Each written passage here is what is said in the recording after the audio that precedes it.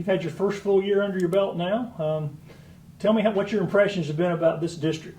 Well, I didn't know what to expect as a first-year superintendent, and I came directly from being a high school principal. And so looking at taking care of the kids of our community from kindergarten to 12th grade was kind of an adjustment for me. My whole family moved here last July 1st, so we've finished a little bit more, I guess a year and 5 days, year and 6 days. So I've got children from first grade all the way till I have a senior at BHP this coming year. And I tell you, Greg, the transition of my family moving to the small communities of Belton and Honey Path has been wonderful. I could not have imagined how graciously the community has wrapped their arms around us. And I'll think of a better way to articulate this when I'm driving home tonight. But for example, I bet my little first grader she has spent the night at more friends' house this year than my entire children put together have their entire life. I mean, it is such a friendly and warm community. There's a little dance studio that my little girl goes to. I've got a sophomore at BHP. She's part of the cheer program. My little middle schoolers playing football at Belton Middle School. It's just wonderful. It's just great. So that's been wonderful. The teachers here are the hardest working, most loving teachers I've ever worked with in our life. If we've got a child Friday morning that we realize he's got holes in his shoes, when he gets on that bus the end of the day Friday, he's got 2 pairs of shoes, new clothes, and they've got groceries for the whole weekend. And we do that every day. Just the teachers wrapping their arms around our kids are wonderful. As a district, I think when we went through COVID, it was very important for our community to, as much as we could, keep our kids in school. That was just important to our community, so we were able to do that last year. At the beginning of the semester, there was, COVID was still, very impactful, I guess, nationwide and certainly in our community. But we only had 9 families. We did a survey last summer. We only had 9 families that even expressed an interest to having an online option. Everyone else wanted to come to school, which I think was a real benefit to our kids. And so I think we benefited from that in ways I'm not even aware of. Some examples I think of that are we just got our advanced placement scores back 2 days ago. We had the highest passage rate we have ever had in the district. It was above both national and state averages, which we are very grateful. I think that shows an incredible amount of dedication and hard work from our teachers and from our students. We had very little turnover during this hiring season, which we're very grateful for, and I think that really shows just the way that our principals are loving on their teachers and just creating an atmosphere where the teachers can do what they need to do for our kids.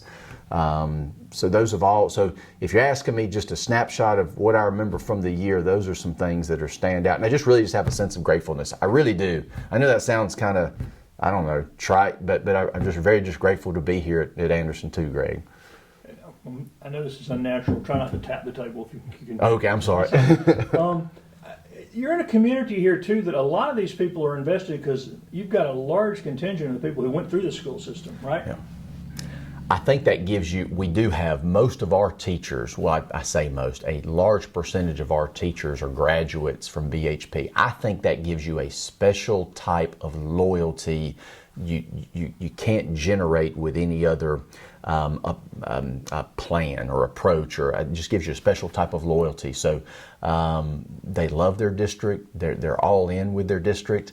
I think that you've got relationships already embedded when that teacher's looking at their students, because they either go to church with a lot of those children. They're either in the youth program or Sunday school teachers of the children.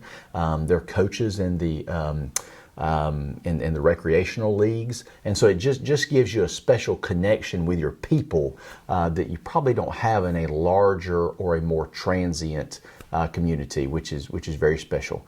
And we're growing also. We had my children, they all play in the rec league. We had so many basketball teams in our rec league here at Honey Path and Belton that we did not have enough gym space in our churches or our recreational center to hold them. So we had to have, multiple games every night. And so most of the growth is coming from young family with children. And what we are realizing is that I don't know if this is accurate or not, but from the families that we talk with, they're not necessarily moving here because there's jobs here. They don't mind driving 20 or 30 minutes for a job. They're moving here for a quality of life.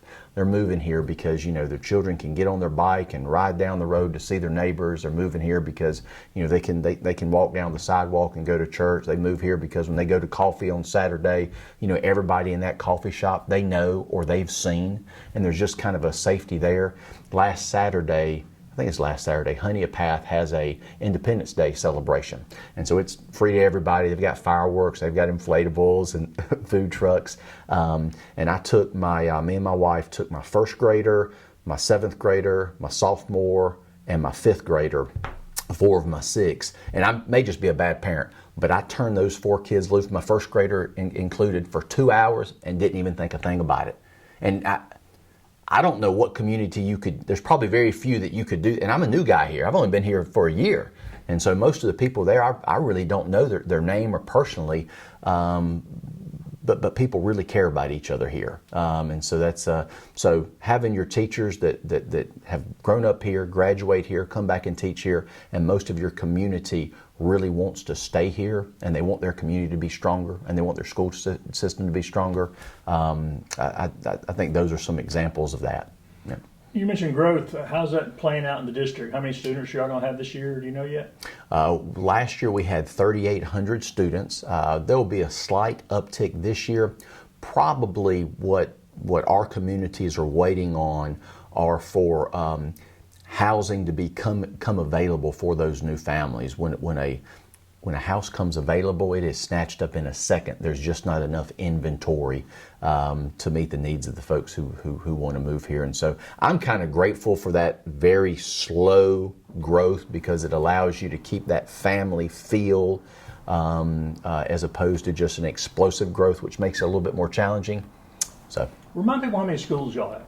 We have 7 schools. So we have a primary school, 3 elementary school, 2 middle schools, and then a high school. Yes, sir. This past year, you mentioned COVID, but that was sort of hopefully the tail end of the serious part of it. How did that year play out? Anything you want to brag about or talk about? Our nurses did an incredible job. We really asked our parents, just be patient with us. We're not going to be perfect about this. We're hoping that we can get through this year and it be much more less impacted by COVID than the last 2 years. During the first semester, especially as we got into wintertime, we saw a significant uptick of COVID cases. We never had to shut down a school. We had 2 classes during the whole year that we had to quarantine an entire class. But once we got through February, we noticed a traumatic decline. We went through March, April, and May maybe with a handful of cases during those 3 months. So we were very fortunate. And like you said, we hope that this year is even better. And I guess the extracurricular activities all returned. Everybody was able to get back into their clubs and sports and everything pretty regular. Yes, sir. We were able to do all of our sports. We canceled very few athletic events. Any athletic contest we did have to cancel, it was because of another district that had we're having challenges with COVID, so we're very blessed with that. Our FFA program, which is a big part of our school district, we had multiple state and national winners. We're actually sending 6 teams to the national competition in November in Indianapolis. And so all those extracurricular activities were really able to crank up and provide an opportunity for our kids to get outside and to get involved in something other than school. We talk to our kids that and I try to be real intentional when we talk to our parents. If the only thing your child does is wake up and goes to school and goes to class and then come home, that they're probably missing out on some of the most enjoyable parts of school, which are those extracurricular activities and those clubs. We've got a book club at BHP that I get to go to every Thursday morning, and we started out with 7 or 8 students, and by the end of the year we had 25 or 30. And it's just a volunteer book club for kids who want to read books with their teachers and talk about them. that happens before school. So I think research has established too that kids who are involved in other things in extracurricular activities do better academically. Is that your experience? yes, sir. I think they do better academically, and I think they also just have a higher quality experience in school. And anytime you go to a place, in this instance we're talking about school, and you're looking forward to something, you're just going to be more engaged. You're just going to apply yourself a little bit more because you're enjoying what you're doing, or you're at least looking forward to something that you get to do, that you get to enjoy. So I think that is so true.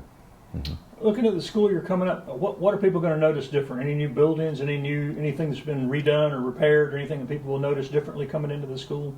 Yes, sir. There's a couple of things. We're installing hitting facilities for our softball and our baseball programs.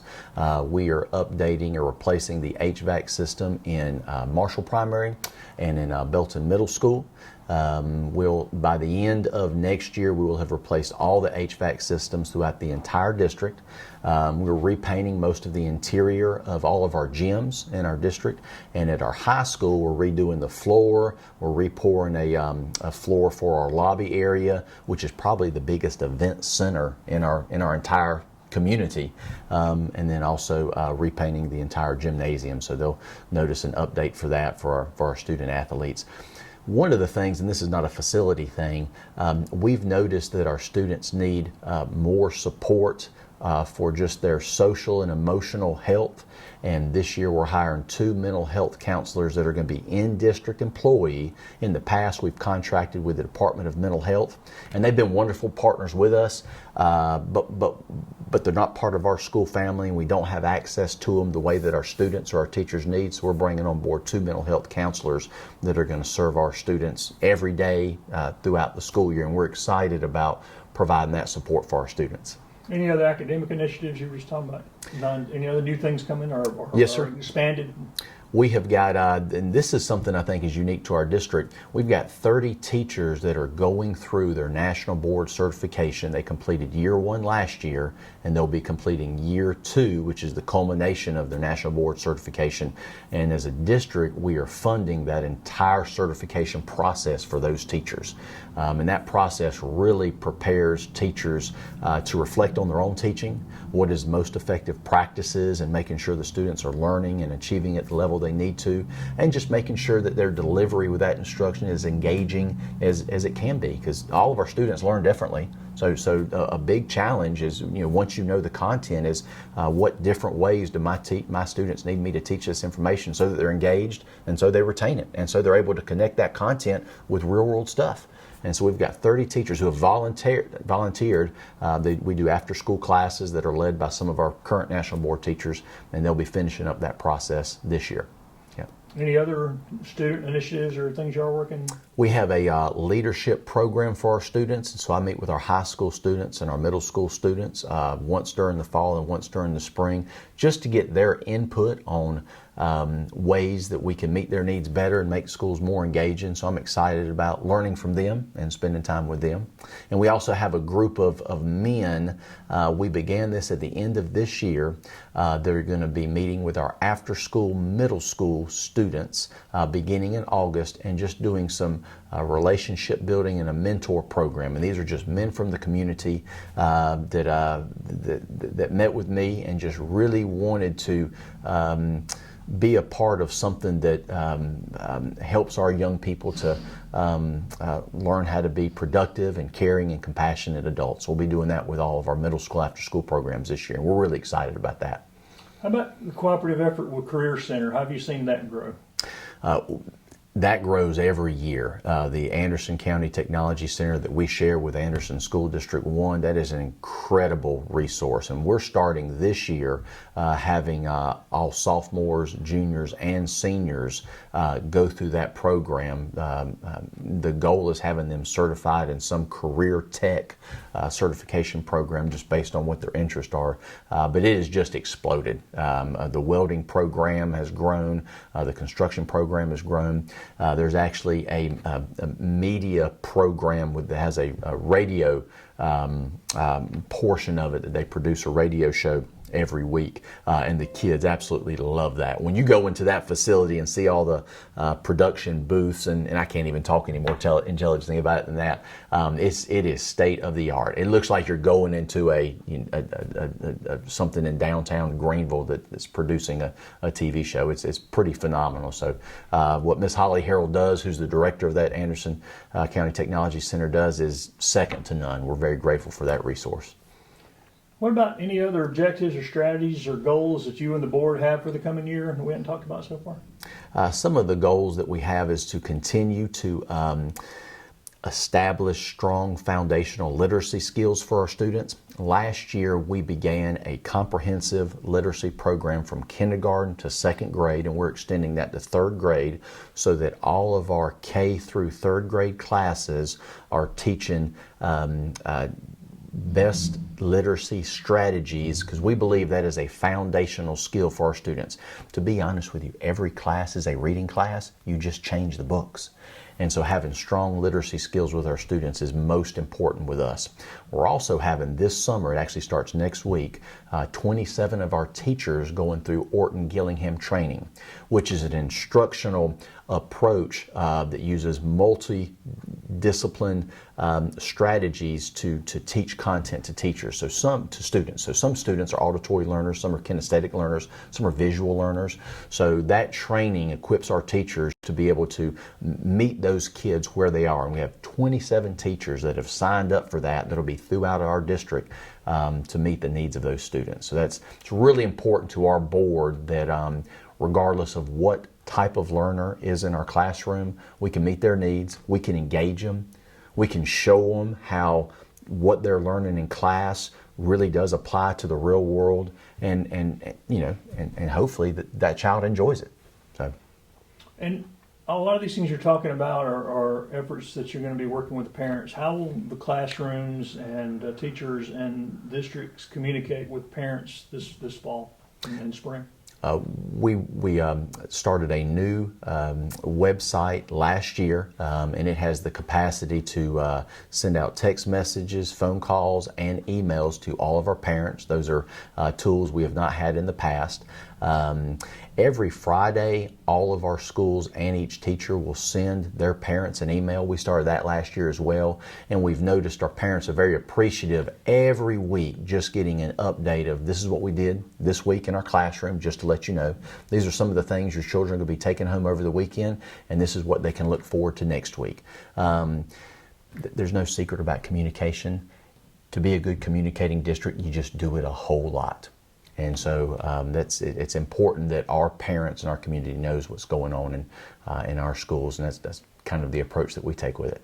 And as a father of 6 in the district in all different places, I guess you see a lot of that coming home and making sure they're getting the communication is pretty clear.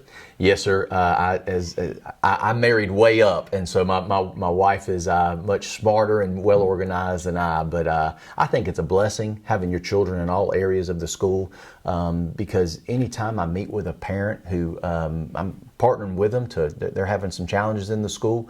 I know what it's like to have an elementary child and a middle schooler and a high schooler and a post-high schooler. So I think it helps me to be very sympathetic and realize that, we may not be able to fix it, but we're in it together, and I'll listen to you, and if I can help you any way, I will. And if I can't, I'll tell you that too. Most people are pretty receptive to that. Nobody expects you to have all the answers.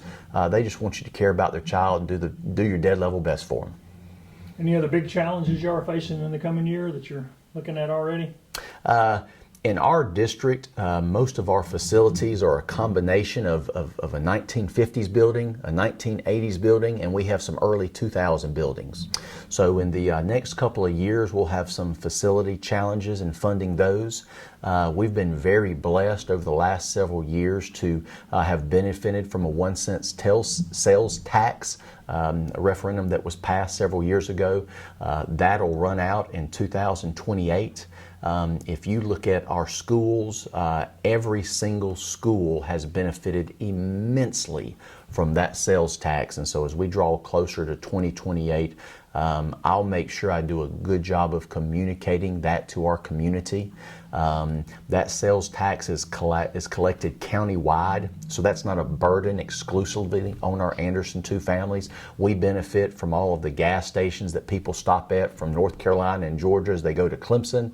We benefit from all the events and all the summer events that happen in Anderson County. We get a portion of those 1 cent sales tax purchases, and so that has been absolutely critical to providing classrooms that are conducive for students learning, to providing resources for all of our extracurricular clubs. Those funds are being used to build an FFA barn for our students this summer, to build the 2 hitting facilities for our students. Those resources are used to paint the inside of our building. Those resources are used to replace all of our HVAC systems. So it's very critical that we continue that after 2028, and I'll make sure to do my best to communicate that to our community. And I'm sure you encourage all the parents to get to know their teachers, and if they have any other issues, they can contact you or contact your office, or what?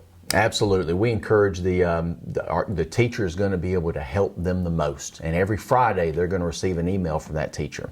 And part of that, in addition to just sharing information, is to make it very easy for our parents to reach out to their teachers and express any concerns or just any help they need. And of course, I'm always very excited to meet with our parents if there's anything I can help them with.